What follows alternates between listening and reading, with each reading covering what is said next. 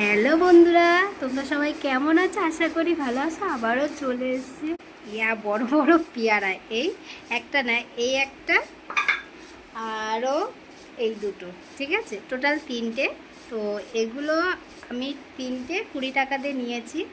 লাভ হয়েছে না লস হয়েছে সেটাও জানাবে। আর এটা এটা তো সবাই দেখে, আর বছরে এটা একবারই হয়, মানে সারা বছর এটাকে দেখতে পাওয়া যায় না। কারণ সত্যি প্রাকৃতিক একটা আলাদা তো এগুলো তো এগুলো কম দামে পেয়েছি। 200 নিয়েছে, 10 টাকা একটা মাসির কাছ থেকে নিয়েছি। যাই হোক, এগুলো এনেছি।